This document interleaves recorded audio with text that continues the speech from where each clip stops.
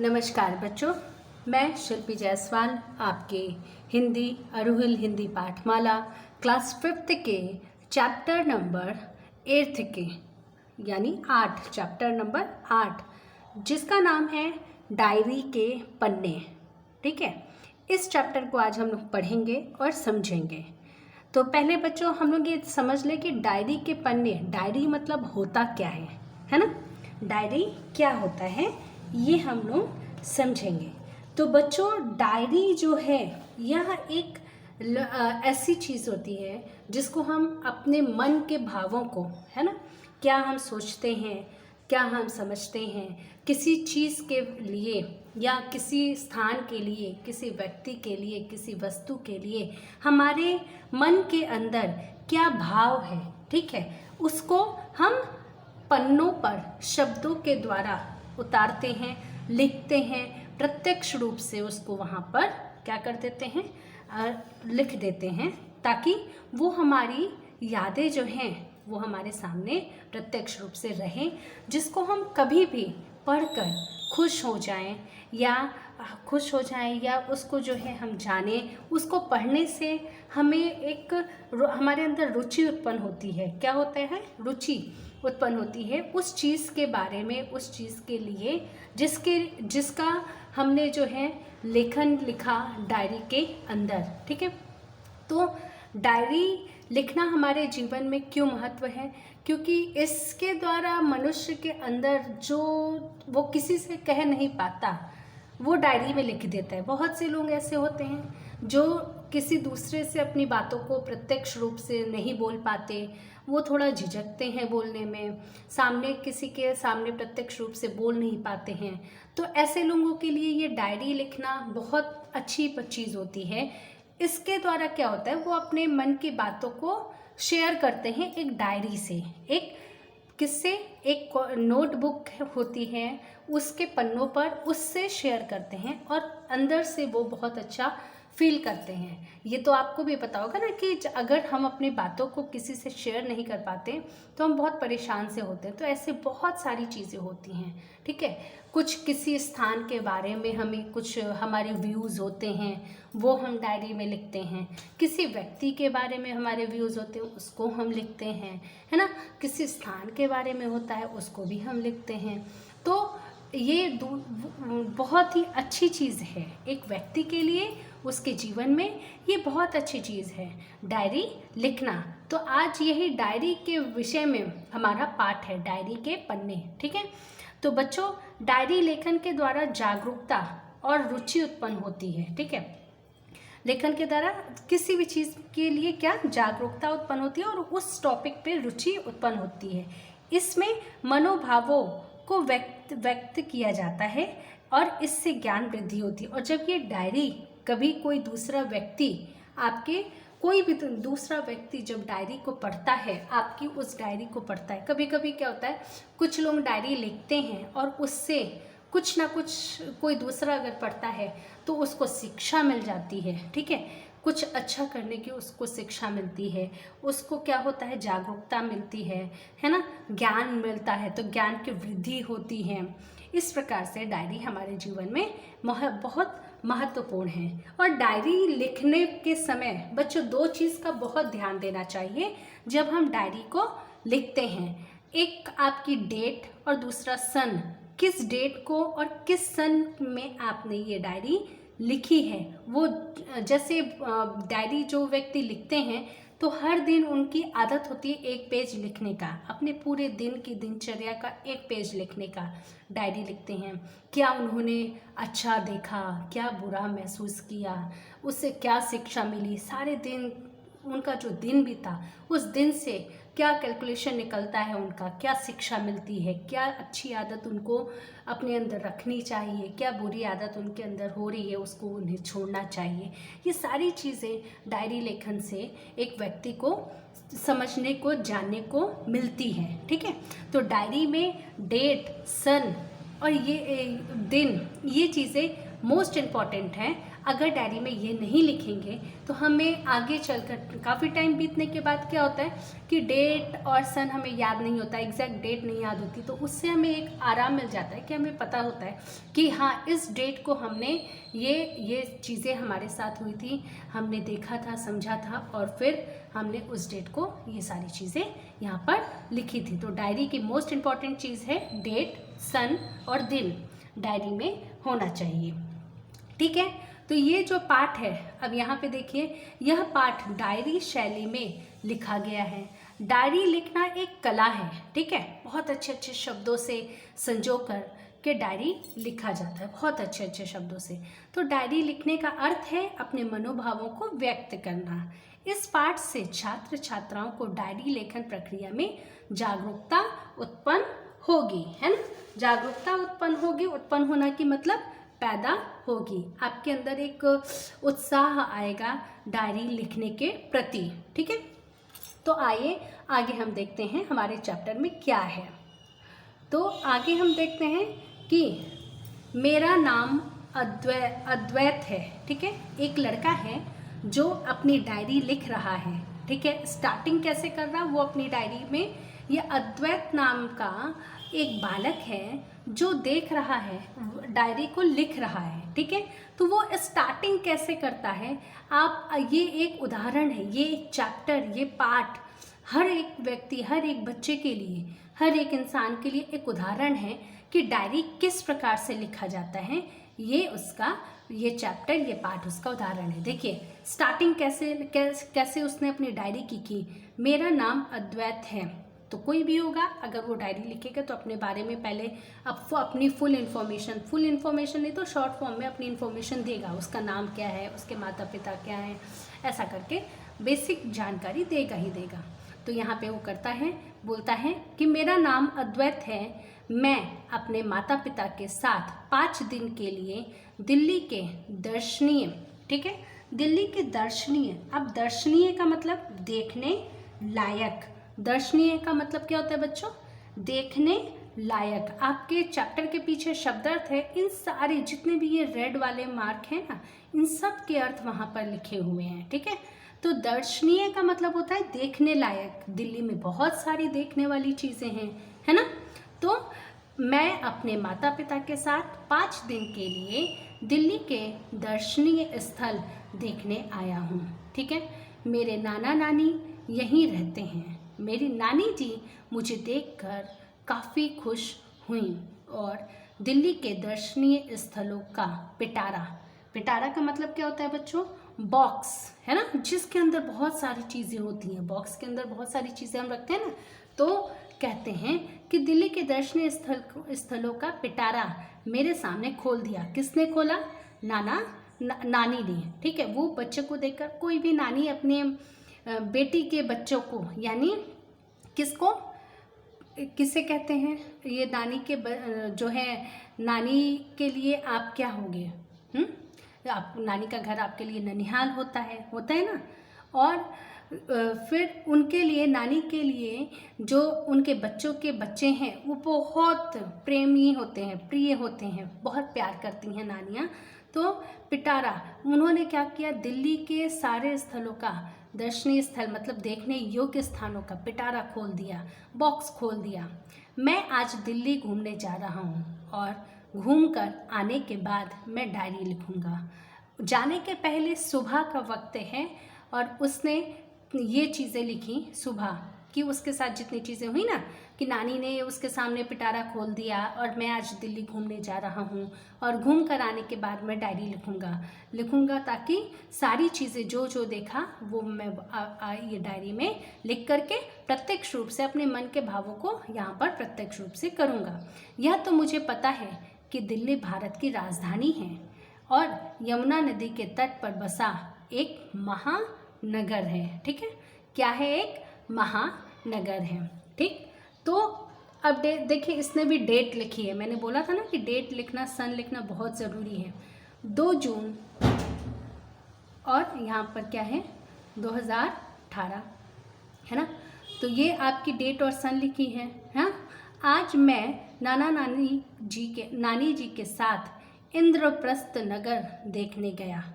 नानी जी ने इसके बारे में मुझे कुछ जानकारियाँ दी। कहा जाता है कि पांडवों के नगर इंद्रप्रस्थ की रचना विश्वकर्मा ने की थी। किसने की थी? विश्वकर्मा ने की थी। पांडवों की 5 पांडव थे ना, 5 पांडव थे ना बच्चों। तो पांडवों के नगर इंद्रप्रस्थ की रचना विश्वकर्मा ने की थी। यह नगर रातों रात तैयार किया गया था। देखिए कितनी जानकारियाँ नानी ने दी थी कि आज मैं नानी जी के साथ इंद्रप्रस्थ नगर देखने गया। नानी जी ने इसके बारे में मुझे कुछ जानकारियाँ दी। कहा जाता है कि पांडवों के नगर इंद्रप्रस्थ की रचना विश्वकर्मा ने की। यह नगर रातों रात तैयार किया गया, परंतु सन 1913 में 1913 में जब पुराने किले के बीच से 11वीं और 12वीं शताब्दी के अवशेष मिले तो यह जानकर सब चकित रह गए कि इंद्रप्रस्थ नामक गांव था जहां पांडव राज करते थे। प्राचीन भारत में दिल्ली शहर ही इंद्रप्रस्थ के नाम से जाना जाता था। तो बच्चों देखिए ये जो डायरी लिखी है ना, डायरी जो लिखा, और किसने लिखा यह डायरी बच्चों? किसने लिखा था यह डायरी? यह डायरी जो है इसमें अद्वैत नाम के एक बच्चे ने डायरी लिखी और कितनी बड़ी जानकारी उसने यहाँ पर लिख दी। अगर यही डायरी कोई और पढ़ता है तो उसको दिल्ली के बारे में यहाँ पर देखिए बहुत ही इम्पोर्टेंट जानकारी मिल जाए कि जो है दिल्ली ही पहले के इंद्रप्रस्थ नाम से जाना जाता था। पहले है ना, शहर ही इंद्रप्रस्थ, प्राचीन भारत में दिल्ली शहर ही इंद्रप्रस्थ नाम से जाना जाता था, है ना। तो ये एक बहुत ही इम्पोर्टेंट जानकारी थी जिसको 2 जून को अपनी नानी के साथ घूमने गया। कौन घूमने गया? अद्वैत घूमने गया और उसने देखा। फिर वो 3 जून को फिर घूमने गया।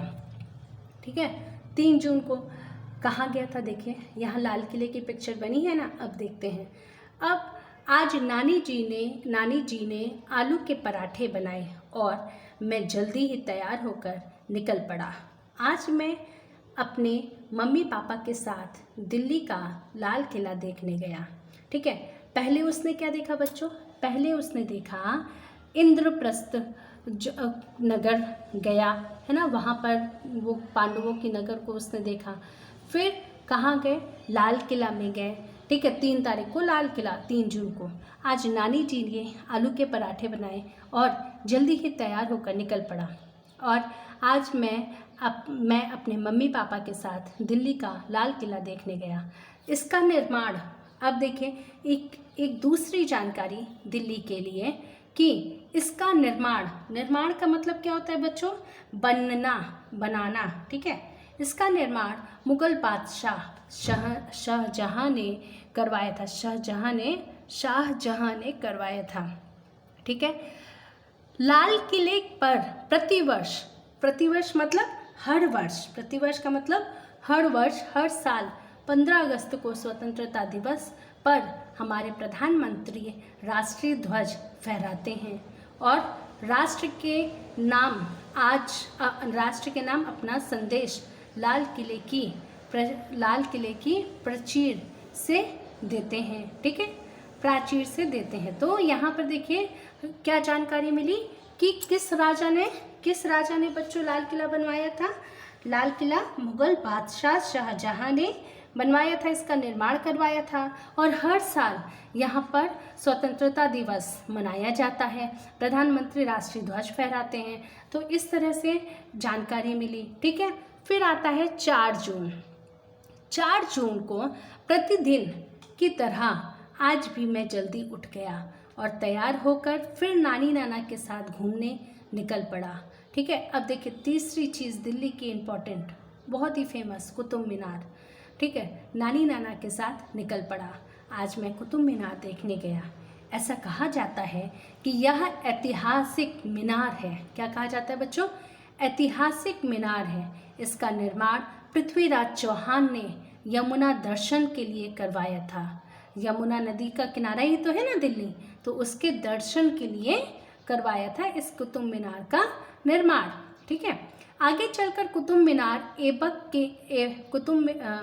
आगे चलकर कुतुबुद्दीन ऐबक ने इसके प्रथम खंड को बदलकर इसका नाम कुतुब मीनार रख दिया। अब आगे देखिए क्या था कि घूमने के लिए गए, कहाँ पर गए? ऐतिहासिक मीनार है जिसका निर्माण चौहान पृथ्वीराज चौहान ने यमुना दर्शन के लिए करवाया था। आगे चलकर कुतुबुद्दीन ऐबक ने इसके प्रथम खंड को बदलकर इसका जो नाम था प्रथम खंड को बदलकर क्या कर दिया?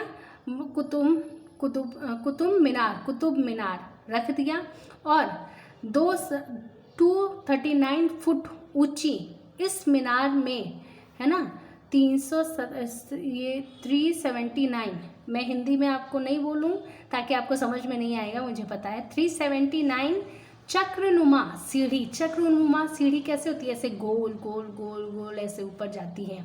जैसे एक पहाड़ी पे आप चढ़ते हो ना, तो गोल गोल ऐसे चढ़ते जाते हो ऊपर ना, वैसे ही चक्रनुमा, जैसे ये है तो ऐसे ऐसे सीढ़ी ऊपर जाएगी। ठीक है, चक्रनुमा सीढ़ियाँ हैं और इसकी गोलाई 32 यानी 32 फुट है। ठीक है, इसकी ऊंचाई कितनी है? 32 फुट है। तो देखिए दिल्ली में कितनी चीज़ें हैं देखने लायक, जानने लायक, है ना। फिर 5 जून को फिर घूमने जाते हैं। देखिए डेट वाइज ही ये हर दिन एक एक जगह घूमने गए, तो इन्होंने अपनी डायरी में डेट को मेंशन किया। आज मैं दिल्ली का संसद भवन देखने गया था। इसके अंदर लोकसभा एवं राज्यसभा की बैठक होती है।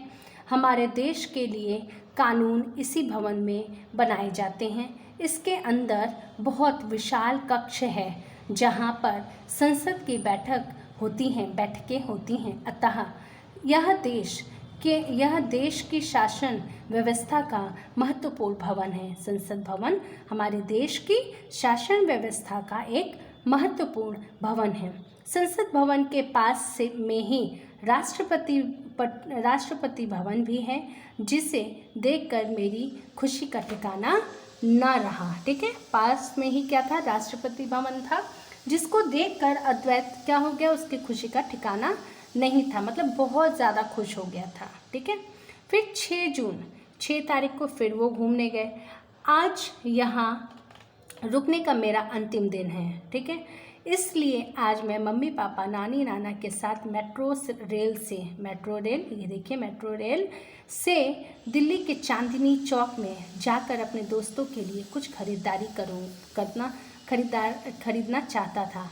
मेट्रो रेल को देखकर मैं दंग रह गया। महान है हमारे भारत के वैज्ञानिक जिन्होंने जमीन के अंदर भी रेल चलाई। हाँ, मेट्रो जो है वो अंदर जमीन के अंदर चलती है ना, चलाई। ट्रेन के सभी डिब्बे वातानुकूल हैं। सन 2002 में इस मेट्रो ट्रेन का उद्घाटन दिल्ली में हुआ। अब उद्घाटन का मतलब क्या है बच्चों? आरंभ करने का समारोह कहाँ पे हुआ? दिल्ली में।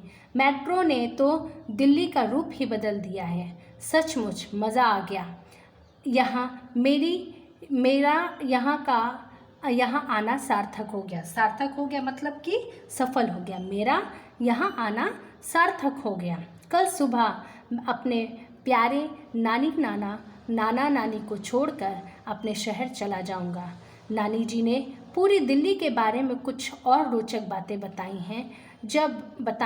जब हमारे देश पर अंग्रेजों का शासन था, तब अंग्रेजों ने कोलकाता को भारत की राजधानी बनाया था। पहले क्या था? कोलकाता को भारत की राजधानी बनाया था। फिर 12 दिसंबर 1911 को अंग्रेजों ने भारत की राजधानी कोलकाता से बदलकर दिल्ली को बनाया। इस प्रकार दिल्ली को हमारे देश की राजधानी बने 100 साल से ऊपर हो गए। आज के लिए इतना ही, फिर मिलेंगे। तो देखा बच्चों, ये क्या है? विक्टोरिया भवन, दिल्ली का विक्टोरिया भवन। तो बच्चों आज आपने देखा कि किस प्रकार से ये डायरी लिखी गई। पूरे चैप्टर में आप देखिए डे बाय डे उसने पूरे चैप्टर में अपनी जिस दिन जो भी चीज़ें लिखी, डेट लिखा, सन लिखा।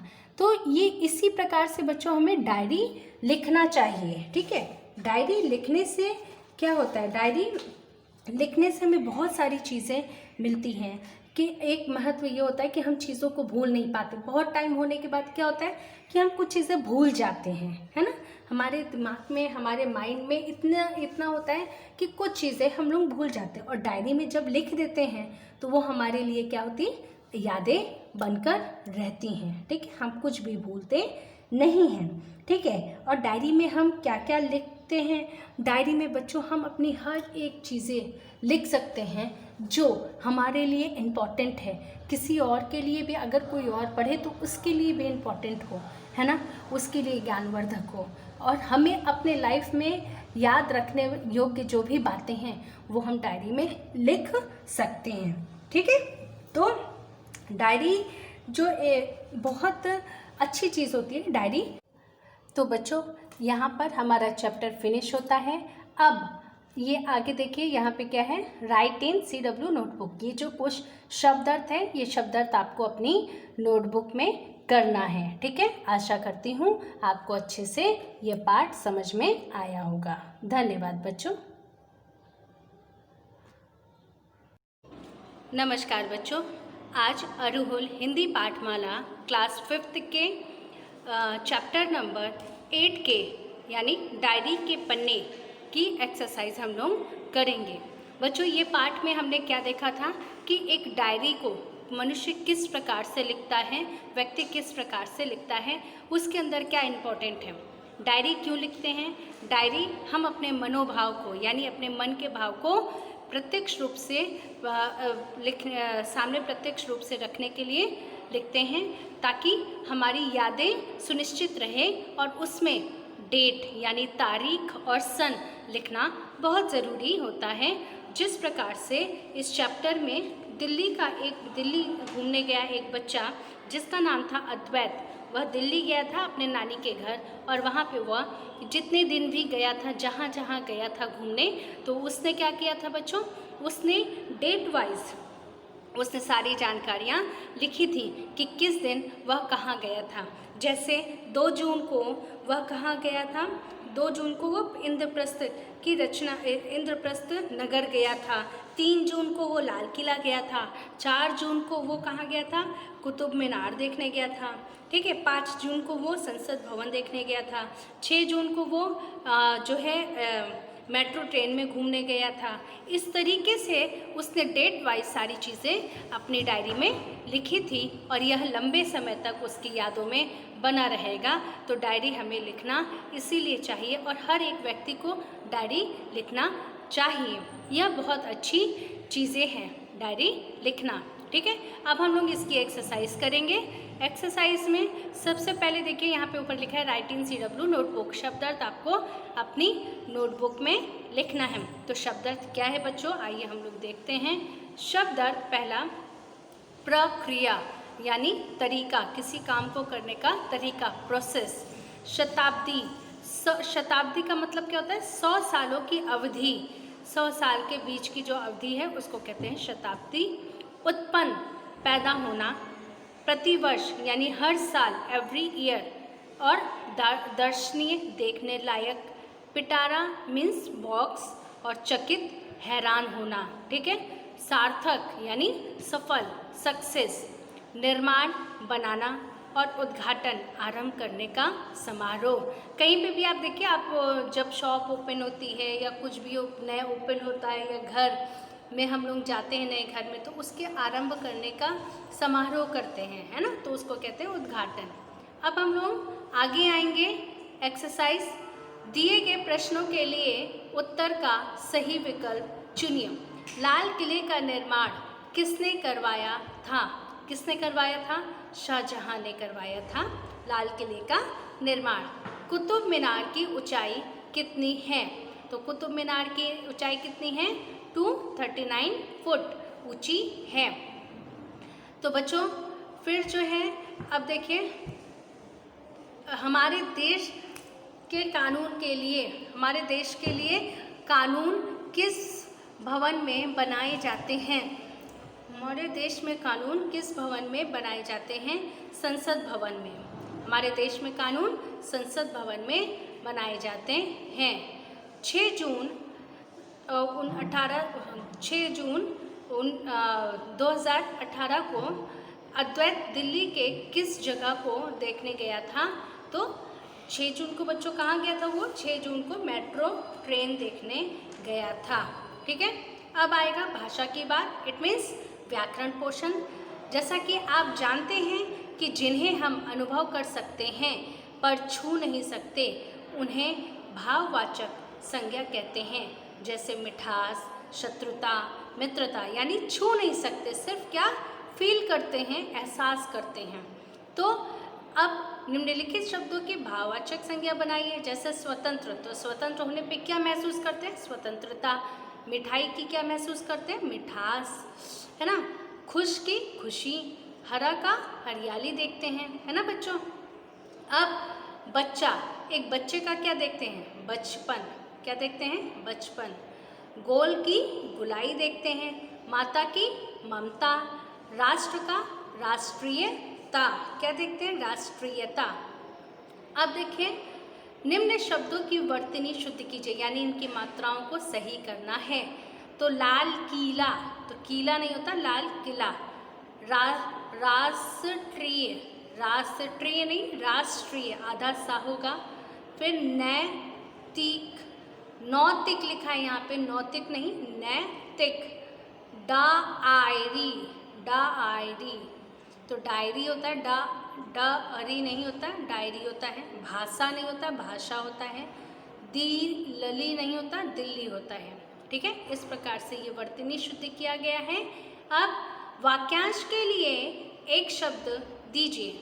तो देखिए, ये एक सेंटेंस में मतलब कई सारे शब्दों को मिला करके ये वाक्य बना है, और इसके लिए हमें एक शब्द बना देने हैं जो इसको प्रूफ करे।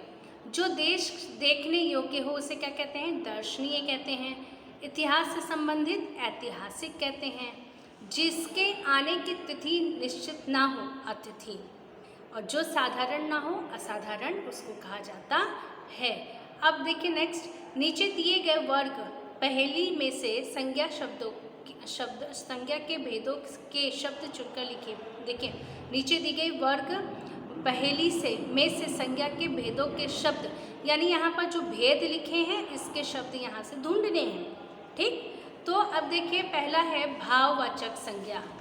तो बच्चों, भाववाचक संज्ञा के पहला है व्यक्तिवाचक संज्ञा। तो व्यक्तिवाचक संज्ञा मैंने क्या बताया था बच्चों? व्यक्तिवाचक संज्ञा वह संज्ञा होता है जो किसी निश्चित व्यक्ति, वस्तु, स्थान का नाम हो, किसी एक निश्चित का। ठीक है, तो इसमें भोपाल, इलाहाबाद, मैंने छाट कर लिखा है भोपाल और इलाहाबाद। ठीक, इसके बाद नेक्स्ट है जातिवाचक, जिसमें संपूर्ण जाति हो। अब जैसे लड़का, लड़का किसी एक पर्टिकुलर लड़के का नाम नहीं है। लड़का मीन्स जग के जितने लड़के हैं वो सब सम्मिलित हो गए, इसलिए यह जातिवाचक हो गया। शहर, पर्टिकुलर किसी एक शहर का नाम नहीं है। शहर इट मीन्स कि हमारे भारत देश में जितने शहर हैं सब आ जाएंगे इसके अंदर। तो शहर एक जातिवाचक संज्ञा का शब्द है। भाववाचक, हंसी, यहाँ पे मैंने लिखा है हंसी। अब एक जो बाकी है इसको आप इसमें से ढूंढ करके कंप्लीट करेंगे। तो बच्चों, इस प्रकार से हमारा चैप्टर की एक्सरसाइज ख़त्म होती है, और आपसे आशा करती हूँ कि आप इस चैप्टर को बहुत अच्छे से पढ़ोगे, समझोगे, और ये सारी एक्सरसाइज को बहुत अच्छे से कंठस्थ करोगे। धन्यवाद बच्चों।